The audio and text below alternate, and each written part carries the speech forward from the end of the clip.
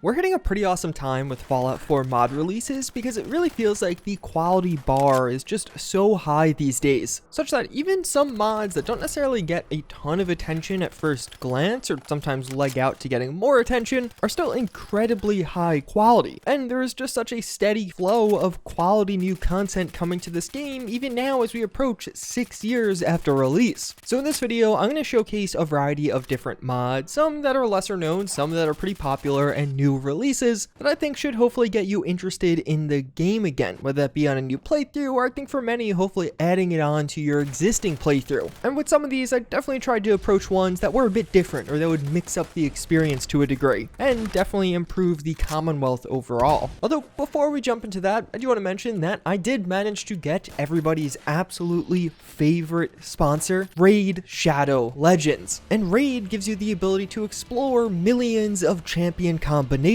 as you take on all kinds of different bosses, dungeon runs, and even the PvP arena. They just recently added in a new legendary champion designed after Ninja. And I mean, he could literally turn invisible and has a bow and a katana. It's actually kind of cool and a pretty strong champion. But for me, Raid's just that perfect game that you can quickly and easily pick up and kill a few minutes or even a few hours and do all kinds of different things like progressing the campaign, clearing out a few dungeons, or even jumping into the arena to play against other players. Unfortunately, now you might sometimes get embarrassingly defeated by Ninja, but don't worry, I got revenge one game later. Ninja's available totally for free in game right now, but he's only going to be there until October 15th, so act quickly. And Raid just released a huge new Doom Tower update with 2 new bosses to take on. Along the way, you can win some new artifact sets, and the entire month is jam-packed with events and tournaments, including a pretty cool new feature with Super Raids, where you can double your rewards and even speed up your progress. And if you want an even bigger head start, all you have to do is click that link in the description or scan the QR code right here. New players will get the epic hero Chanuru, who is actually pretty powerful in the Doom Tower, 200k silver, 1 XP boost, 1 energy refill, and even 1 ancient shard, so you can summon an awesome champion as soon as you get in game. Look at this pretty cool champion you'll get for free. You'll find your extra rewards in here in your inbox for the next 30 days only, and really it's just that easy. Click the link in the description and you'll see this all in game, and also of course help support this channel. But looking back at Fallout 4, one of the first things we do have is the BT AP9 MP9 Combo. This is actually a pretty interesting mod in that it's basically just 2 weapon mods, or like a weapon pack of 2 weapons, because it's adding the APC9 and then also the MP9 as 2 completely separate weapons that you can get. As I was talking about before, with that platform of quality being so high now, there's just certain things you have come to expect with mods, and this has all of them. It offers a wide variety and range of customization options. Between the 2 of them, there are all kinds of different customization options, whether it be in the stock you're using, all the kinds of scopes, or even things like a full functional rail system to attach things to, each of these having their own custom animations. And actually with the MP9 in particular, it has this really cool one-handed animation, gives me hardcore Call of Duty vibes, and it's incredibly satisfying to run around the Commonwealth wielding this thing and just mowing down enemies left and right. And this mod is actually incredibly well balanced. I feel like that's sometimes an issue, in particular with some of the modern weapon mods coming to Fallout 4, where the damage numbers on some of them are just nowhere in the realm of reality with other Fallout 4 weapons, but this does not suffer from that problem. And it's just another high quality new weapon mod for Fallout 4, except this time it actually comes with 2 weapon mods. But okay, at this point, weapon mods are fairly common. You've seen quite a few if you played Fallout 4 over the long haul, actually probably quite a few hundred at this point. But a really awesome mod that came out a bit ago, and I feel like is just not getting the attention it absolutely deserves, is Hunkered Down, described as a Commonwealth overhaul. And I feel like that actually is just a really accurate description of what this mod does, as it will overhaul certain aspects of the Commonwealth. Particularly, 30 new locations have been updated or revamped. So the guiding principle behind this mod was that there's a lot of places in the Commonwealth that don't actually make a lot of sense. Like if you go there, there's no place to sleep, you don't see any miscellaneous activities, no food, and this is going to fix that. It'll go to some of the major settlements in the game, both enemy settlements or settlements you can actually take over, and integrate things like living quarters, or sometimes you'll stumble upon just miscellaneous activities that it seems like those residents were doing previously. And in addition to affecting some of the major locations locations, it'll also add in just a bunch of miscellaneous things you could stumble upon, whether it be a small raider outpost or just a random person living in a shack somewhere. And I actually really like this one. I do like mods like this in general, but I feel like this one deserves a lot more attention. I'm honestly surprised it isn't getting a lot more attention because of how many different things it actually impacts. Again, many of the major settlements did get changes, but then also many of the major enemy places that did require attention or just small updates here or there, but then also just some unmarked locations that you'll just run into while exploring. It's a great one that affects a decent chunk of the Commonwealth, and although there are a few mods out there that do similar things, this is definitely one of the larger ones, and I again really like the design behind some of these changes. But yet another mod that deserves more attention is Power Armor to the People, and this is a cool one. I'm sure many of you remember back to the days where Power Armor mods were kind of the premier mods for Fallout 4. It was kind of that big release that would happen every couple of months, and since then it's really calmed down. And I think one of the big issues with many of those Power Armor mods was there were so many and they just weren't well integrated into the world. You'd find a set here or there, but then you just had a set for yourself. Well, this mod's going to fix that, as what it does is take many of the very popular yet lore-friendly Power Armor mods out there, so things like the Enclave XO2, XO3, Institute Power Armor, Ultrasight Power Armor, very lore-friendly because it's from Fallout 76, and several other fan-made Power Armor mods out there that have appeared in past games or just lore-friendly in general. And what it'll do, as you could probably imagine, as you're probably getting from the background footage, is integrate that into the leveled list of enemies. So for example, now if you go to the Institute, you'll actually just find a synth sometimes wearing Institute Power Armor. And you could also, of course, technically find this in the world, but this is just one example. Sometimes some of the highest tier Brotherhood soldiers can be found wearing Ultrasight Power Armor, which, although I guess technically not lore friendly, I don't know if that's necessarily lore unfriendly, it seems plausible this could be a thing, and it'll apply that general principle to the world overall. I'm showing you mostly higher tier foes, but this mod actually does a pretty good job at distributing the power armor quite adequately. Like the lower tier you are, which basically equates to your level, and in turn what enemy levels will spawn around you, the worse armor you'll have, and it will build up gradually as you increase your level. It's a really nice one. I feel like it changes up the dynamic with facing enemies, but also it does have a lore friendly nature to it. Not strictly lore friendly, of course, especially when it comes to some of the XO2 or APA power armors that are added with this, but I feel like it also serves to actually distribute these power armors pretty nicely. I found a lot of times I was overlooking power armor mods because I didn't really want to deal with getting it and then using it on myself, but now that enemies have it and I could just stumble upon it naturally on their body, it does feel a lot more appropriate for me at least to actually add that to a playthrough. Even if I don't want the power armor, it'll still spice up my Fallout 4 world. And a touch that I personally like is this also actually adds in a couple of unique enemies. Like some of the power armors did have a special one-off paint job, and now you might find a special enemy wearing something a bit more unique or different. And as a just final added bonus, it actually adds in legendary power armor functionality as something you can get if you want to. So overall, a really solid one that came out a bit ago but has been getting fairly regular updates, and I actually think a really good one. A mod that deserves quite a bit more attention than it already had. Then we have one that you're going to either love or hate, and it's probably going to be pretty divisive. That with recoil, shake, and low ammo sounds, which just recently released for Fallout 4. And this is going to do two major things. First off, based off the caliber you are using, as well as some of the mods you've applied to a weapon. This does apply to weapon mods, so custom mods you've downloaded for Fallout 4. Your screen will actually shake when firing the weapon. It's kind of like a recoil effect. It's actually mimicked off what was in Titanfall. I feel like it's way more obvious in third person just because typically the camera is pretty static where you're sitting in third person. In first person, there's a bit more going on, but you can see it pretty clearly, the effect that is being executed here. Your camera will shake, and again, this depends on the caliber you're firing. Larger calibers are going to lead to a larger shake. Although, you can actually offset this somewhat. One, there's just a full configuration menu, but two, if you apply things like silencers or other muzzle brakes to your weapons, as this will actually offset that recoil and turn down the effect. So obviously, it's not going to be one of those things that's for everyone, but I personally like this. I think it's a pretty cool effect. It does make it feel like actually using a muzzle brake actually matters. They have more purpose in the game now. And for me, it wasn't so strong or so much of a shake that it actually took me out of the game or bothered me at all. And again, you could tweak all of these to turn them down across the board if you wanted to. And then also, it does offer this low ammo sound. So it'll actually start making a sound as you're emptying out a mag.